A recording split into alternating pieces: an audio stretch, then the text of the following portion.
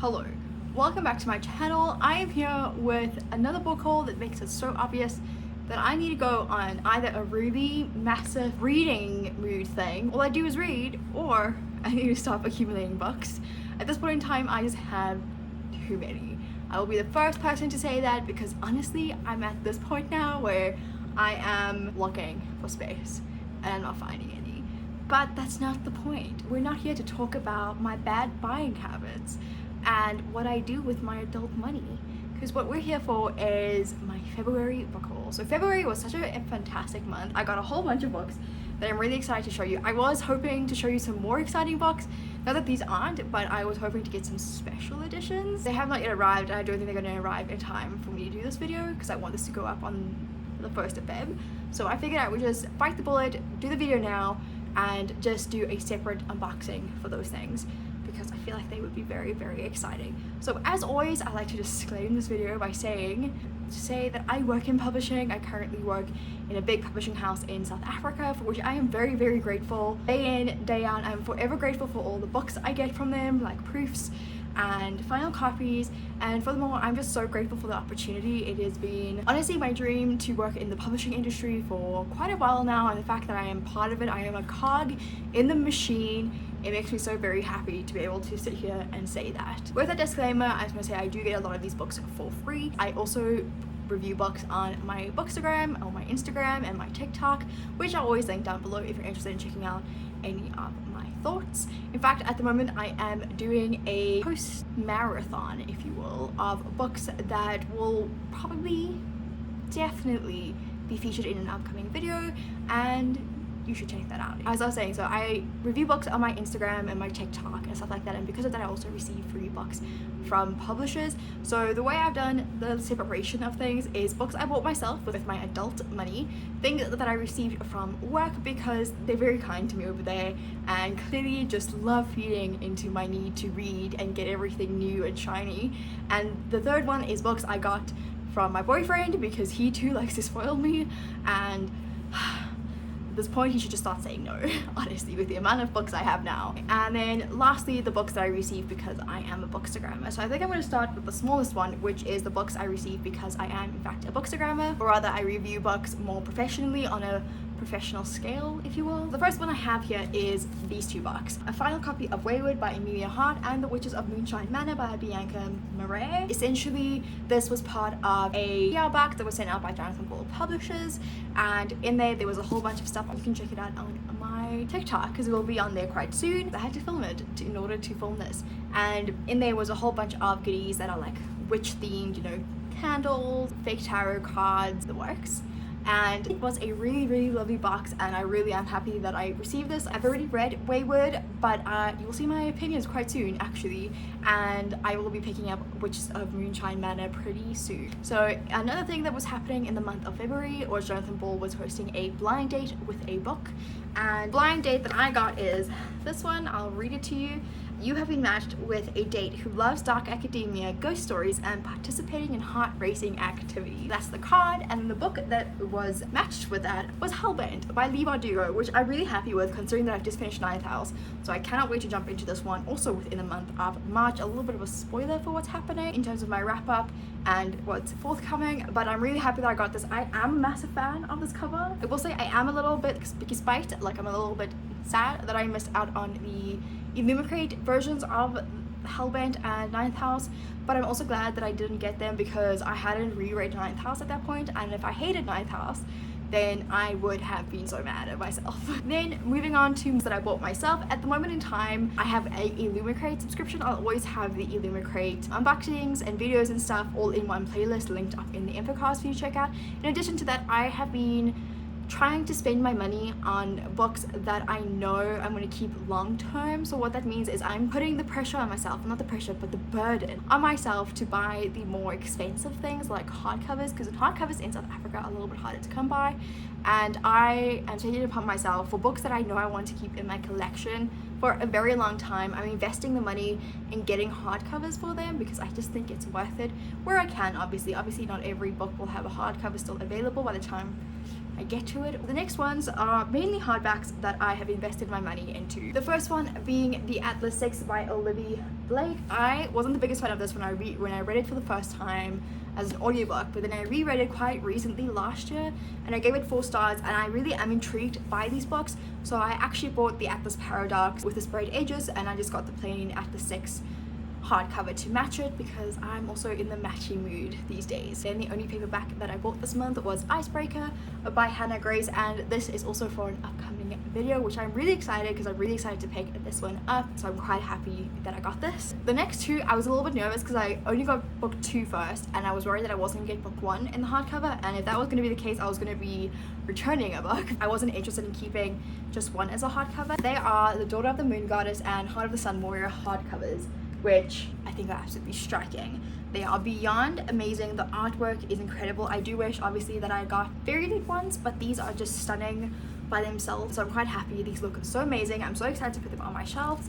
I have also read Daughter of the Moon Goddess recently.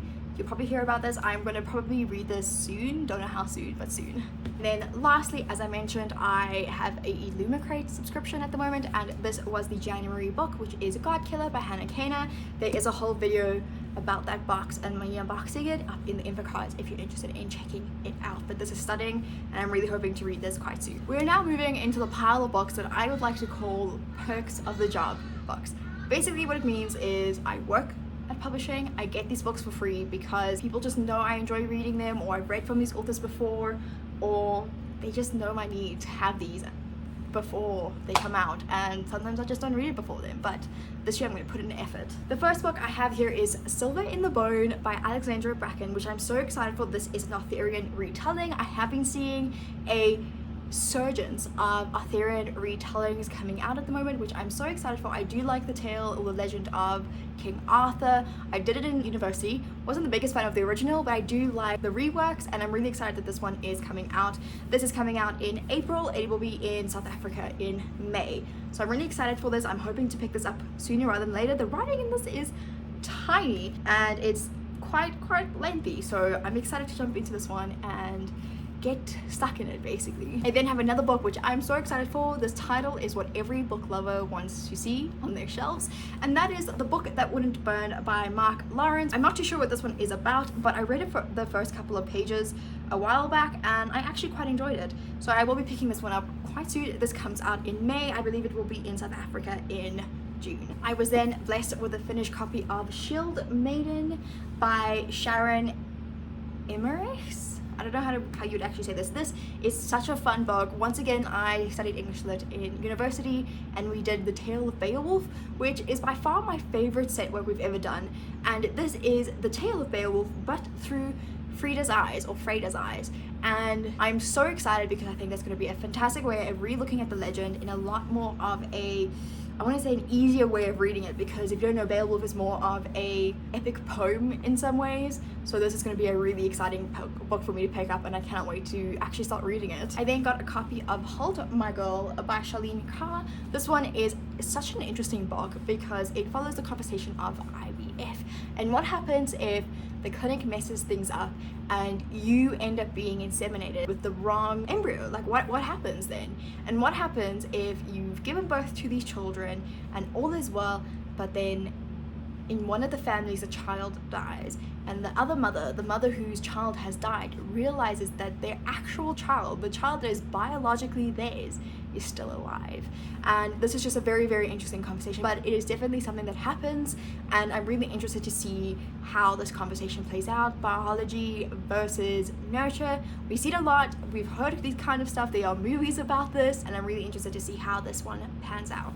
I then got a super random book from work, and that is No One Writes to the Colonel by Gabriel Garcia Marquez. This is just a bunch of short stories, and I figured why not? They're very short. They remind me a lot, like just looking at it reminds me of being at university. I don't know why, but it does. I then have the copy of The Inheritors by E. Fairbanks. This has been published in the US/overseas before. This is now being published in South Africa through Jonathan Ball Publishers, and this just follows an account of two families, two sets of people during the apartheid regime as they're coming out of the apartheid regime. So far I've read quite a bit of it. I am now on page 112. So far it's interesting to read, and there's a book launch for this happening quite soon, so I'm really excited to go to that. Now, not to say that I wasn't excited for the previous proofs that I have shown, but these next three were ones that I was so excited for. The first one being Unfortunately Yours by Tessa Bailey. I actually have read this, and there is a vlog currently up on my channel. I'll have it linked if you're interested in checking out my thoughts. This comes out in June. We'll probably be matching this in South Africa, so we might be here June, July, depending. Now, this next one I am so excited for because it's another full-length novel from this author. Recently, her short story collection was released, or her little novella set was released, and the author that I'm talking about is none other than Ellie Hazelwood, and Love Theoretically, which I'm so excited for. This, if I understand correctly, will be the last, not the last of, but the last for now in her Women in STEM series, or I don't know if that's what it's actually called, but I am so excited for this. I actually really enjoyed Love on the Brain, and I enjoyed The Love Hypothesis, so I'm really excited to read this one. This one actually has a cameo from Olive and Adam, which I'm so excited for, so I cannot wait to jump into this. I'm so happy that I got it. You will be seeing a reading vlog for this one really soon. And then the last one that I cannot wait, and I cannot believe that I got it. I saw it on my table and I was like, no way, and that is Looking Glass Sound by Catriona Ward. This is an author that has been making waves with her horror. I have not yet dived into her books, but I am so excited. This one just sounds really, really cool. I do think this one has a twist of some magic realism in it, and I cannot wait to read it. This one comes out in April, probably May in South Africa, and I can't wait to pick it up. If this clip looks a little bit different, it's because I forgot about a set of books. The next and the last set of books that I want to talk about are the set of books that I got from my boyfriend. Once again, he just does a fantastic job of supporting me and my reading habits and my buying habits. A little too much in the buying, but in general, he just really supports my passion of reading, and I'm always just grateful for him because he is truly something else. And this month he bought me a couple of books for which I am so very grateful for, and I'm so excited to show them to you. So the first book I have here is To Sleep in a Sea of Stars by Christopher Paolini. I actually have another Christopher Paolini on here. If you can guess it, you get 5 stars. I really like the sound of this one. It sounds so cool. I want to get more into my science fiction. This one also has like images throughout. I just found one, and I'm choosing to find another one for some reason. But it's also got some diagrams, and I do like the fact that science fiction is moving towards including some diagrams, just because some concepts are a little bit harder to picture and imagine. But I'm really happy that I got this. I got this from Reader's Warehouse for a really good, cheap price. And this book is quite massive, so I'm quite happy to have this to my collection. I don't know when I'm going to get to this, but it is on the list. I then also have the recovers of Inkheart by Cornelia Funke.